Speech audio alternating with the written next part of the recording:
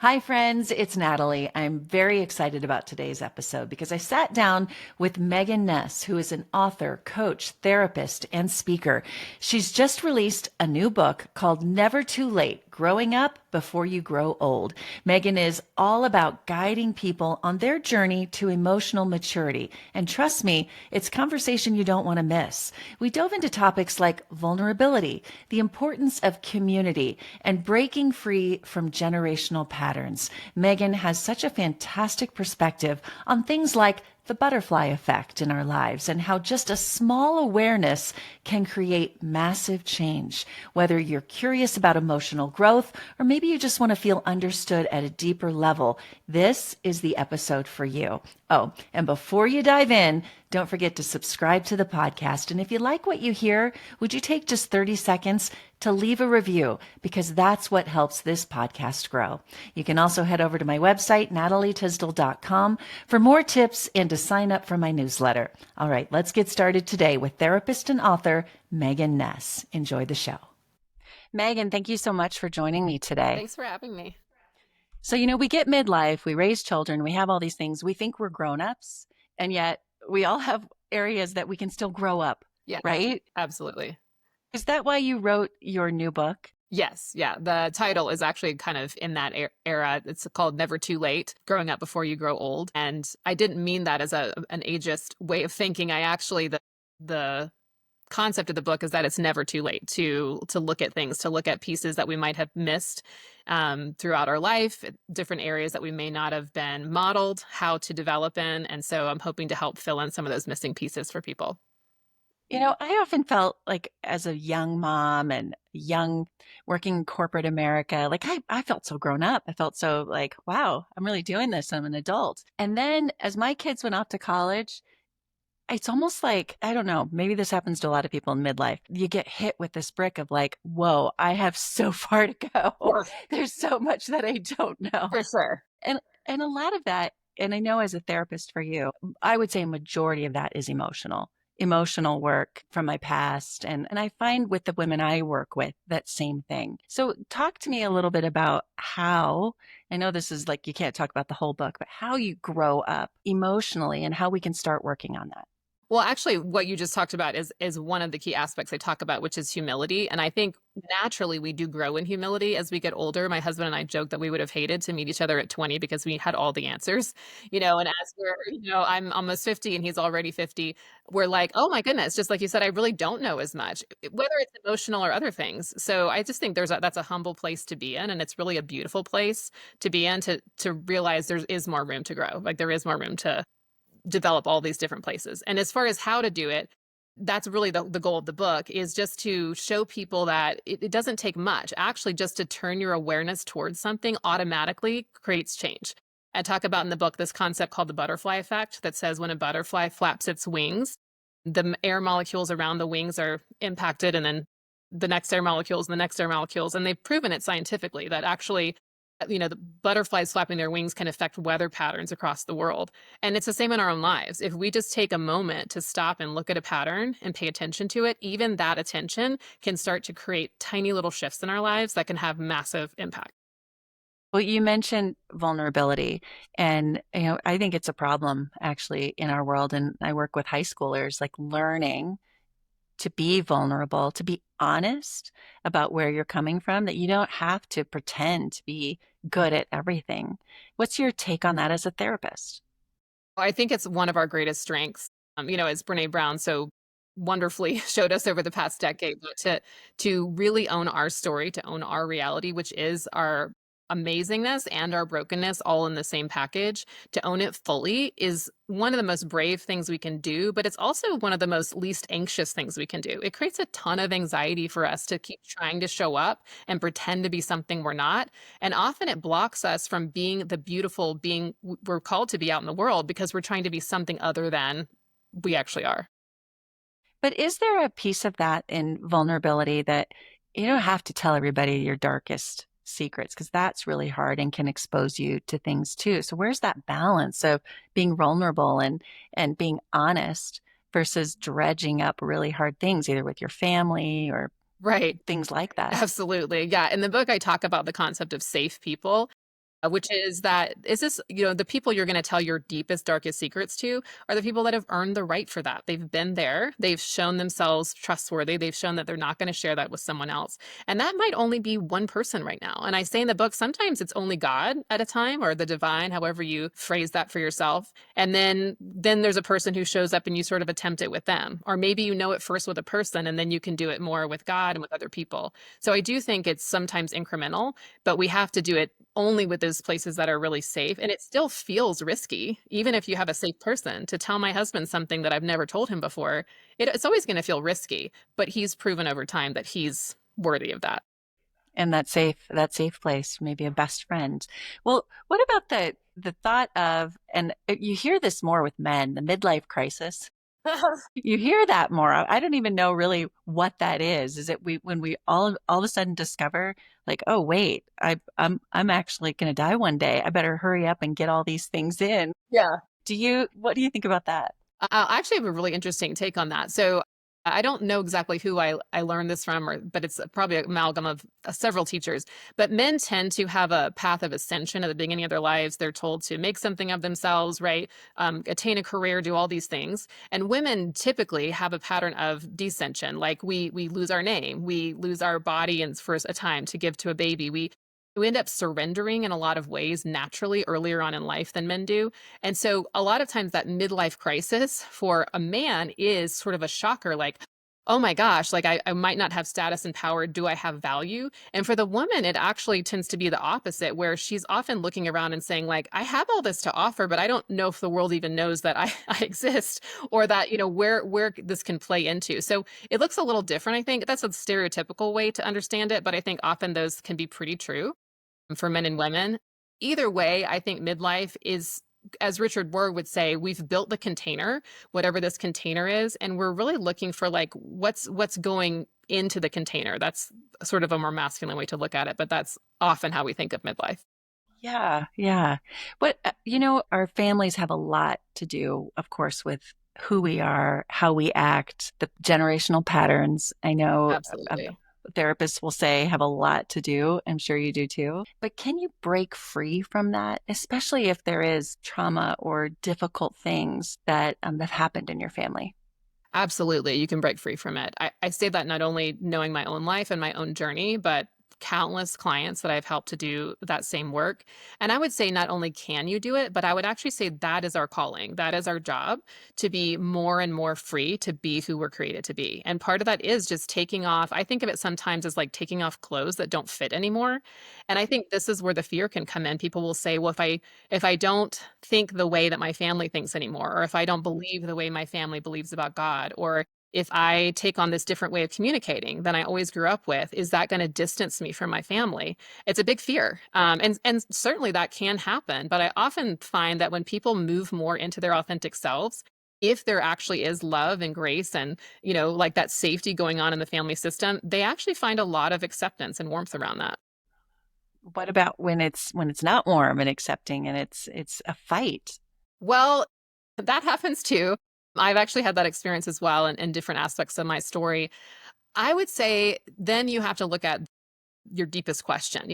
Am I really committed in this life to becoming what I was designed to be? And is that more important than keeping everything nice all the time? Or am I really more committed to keeping peace, even if that means suppressing really authentic and genuine parts of myself that really need to show up? And I think this is actually part of the midlife question, right? Is where are my loyalties, and are they to a greater unfolding of your life, or are they too sort of staying small and safe and inside a more tribal idea of your family? Yeah, well, I that happens, I think, to a lot of people Mhm. of just feeling like I have to do this because I was told I have to do that. What other examples of that have you worked with clients where they've had to figure out how to break free of those generational patterns?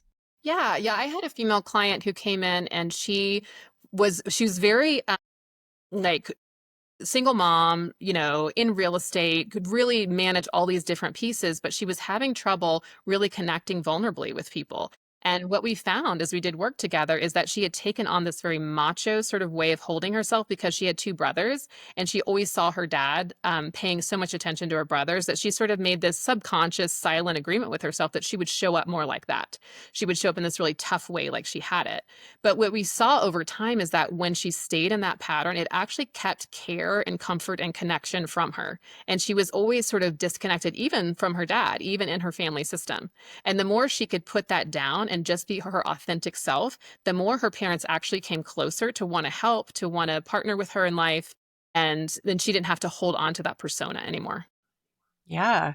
Well, you told me just before we started that you have different categories of emotional growth and you outline those. Mm-hmm. Did I say that right? Is that what it is in the book? And you outlined some of those. Give me some idea of what those look like.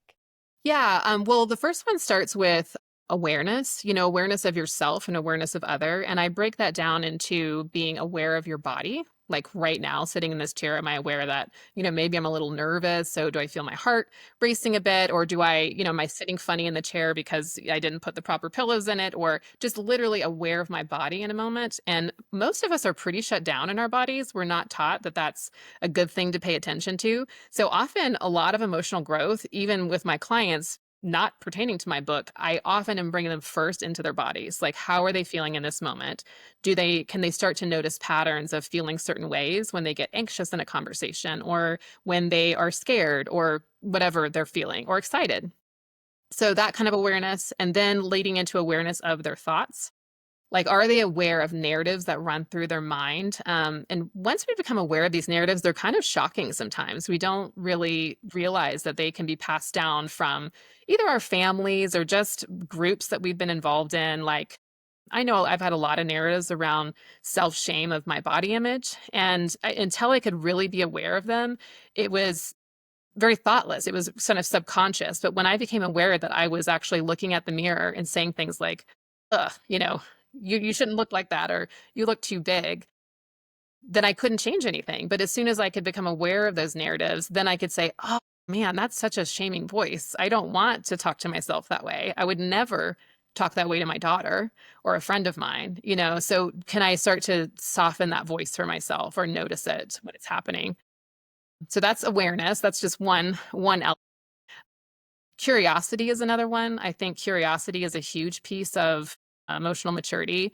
And in our society today, it's pretty shut down. I mean, we are not really that curious about the other side, whoever that is, whether we're talking politically or religiously, different schools of thought. And so I just think the ability to really try to understand where someone's coming from and not think of them as bad or evil or wrong before you really try to understand them is a skill set all of us really could use some growth in. Yeah, I love that one. Someone said it to me years ago that in any situation, try to understand before being understood. Yes. And that has come back to me so many times. And like, I just want to say something. I just want to, and no, I really just want to I think maybe that's how journalism worked for me, is I really just want to understand. I want to get it. I Yeah. want to know where they're coming from. That's a good one. Yeah. What else? A willingness to need people. That's kind of that's my final, the 10th one. It's kind of the hardest one because you really have to have willingness for vulnerability and humility and curiosity and all these things that I name along the way to realize like, oh, it's not a weakness to need people in my life. It's not a weakness to really need someone to confide in about this or to get empathy from in this situation or to validate how I'm feeling, right? Or just reflect back to me. I think in our Western culture, we're often taught that it's you need to take care of yourself and, don't cry over spilt milk and those sort of things. But really that when we do the research and look at emotional, like you have IQ, right? The intellect quotient, but you have the emotional quotient, the EQ. And what we know is that people who have really high EQ absolutely surround themselves with a tribe of people that they need and depend on. And we haven't seen that in recent years as a strength. Maybe that's generational too, though. I, as a young mom, when I was working, I'm like, I can do this. I can do it all on my own. I don't need people. And now later in my life with grown kids, like, no, I need people. But it took me a lot. It took me a lot to get there. Is that a generational Wonder Woman complex kind of thing? Did I just make something up?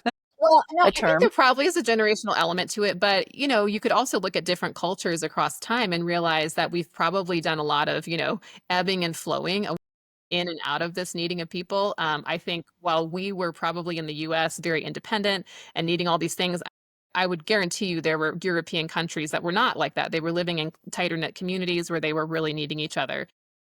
I think it's probably different across time and all cultures as far as when we've been in that strength. But I think as a unit, we're definitely needing to lean more in that direction so that we don't continue down this path of becoming so just isolated even with all this technology and even with all this ability to travel, that we end up so isolated in our own emotional experience of life. And what I'm hearing you say is not being needy and always needing someone else to do something, but having a community that supports each other in that way. Absolutely. Yeah. I was talking to a friend the other day and we were joking. I was offering to get up and get her water. She was at my house and she said, "Well, why would I ask you to do that when I could do it for myself?"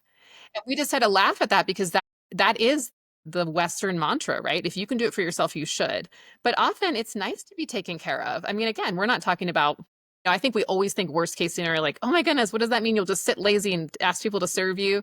But we're not talking about that. We're just talking about a place where you allow people to show up for you. You allow people to help you, even if you could do it yourself in some moments that you actually receive. And I actually think that's a huge strength.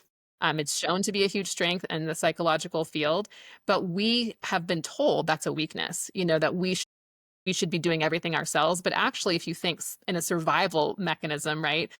Like a wolf, we talk about a lone wolf, right? That is not a strong unit. A pack of wolves is a strong unit. And we know that just from nature that like these people that herd animals and animals that stay together, they're actually stronger against all the elements, whether it be weather or predators or anything like that. And when we bring that into the human condition, it's actually very similar. And when we can ground ourselves in a community and in a herd that's got our back, so we can sort of rest sometimes and sometimes be the front runner, then that's really a better way to live.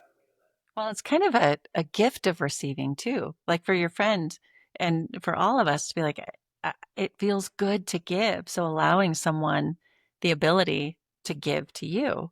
Absolutely. Yeah. It's true. I think we know that for ourselves and we believe that to be true for ourselves. Like, I know I love to give my neighbor some of our casserole that we made last week, but I don't think of it often when it comes to me. We just get nervous or we get anxious that we're being needy. I think it's a lot of cultural messages that we are looking to overcome. Yeah, we've got a lot of them. Yeah. Just a few. We do. So understanding them is so important.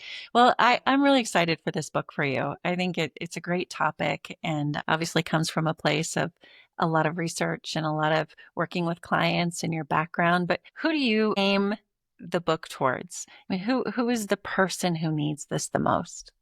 I would say the person who needs this the most is the person who is curious, right? They're actually willing to take a step to say, maybe I am missing a couple key places in my development, right? As I say in the book, we've all grown to adult size in our bodies, right? But sometimes like this emotional part just hasn't quite caught up. And it's not a shameful thing. It's actually we're all in this together. The reason I could write the book is because it's me too. So it's not like I'm coming as an expert to tell all of you people how to grow up, but it's more that I'm in the walk and in this flow of life with everyone, that I want to be the best version of myself. I don't want to be running unconscious patterns either as a parent or as a wife or as a friend. I really want to be self-aware and I want to be the most loving I can be to the people in my life. And so if that's you, if you're thinking, yeah, I really would love to be freed up. I find some really quirky things that I do and I don't understand them, then this would be a great place to start. Yeah. Do you ever stop though? I mean, you midlife, especially for women, we need this emotional work, but does it continue throughout a person's life? It does. It does. But as I say in the book, it's kind of like when we think of growth spurts physically with kids, when they're in a growth spurt and they're not sleeping well and they're eating more and all that sort of stuff. It is a period of time. So I think there are times of growth and then there's times of stasis where you're good and it feels really good. And then something else might come up and you might say, okay, I'm ready for, another dive into maybe an area I haven't seen before. Definitely not constant growth. I think that would be exhausting. And even as a therapist, I don't want to do that for myself. But certainly I think that when you and I meet people that are older, that we're like, oh, I want to be like them. I just want to hold life like them. Those people are people that are constantly willing to revise, right? They're constantly willing to reassess how they're coming in their marriage, how they're coming towards their kids. And that it's so beautiful to watch. It's just that we haven't believed we could get there. And now I think, reading books like this and doing this kind of work really can help us to be the same. I mean, I encourage people to always learn. I mean, we never stop learning. Never. And sometimes you read the book and you go, yeah, I got that. That's good. I'm good on that. But then you keep working through other things and your awareness starts to become so much more apparent of what you do need. Absolutely. Yeah. I do Well, think we change. where can people find you and get the book? Well, you can find me at meganhartness.com, heart as in the deer, heart, Hart. And the book is on Amazon, and you can find it in Kindle version, paperback, and hardback. Well, best of luck with it. I'm excited for you, and I really appreciate your time here for the podcast. Thank you, Natalie.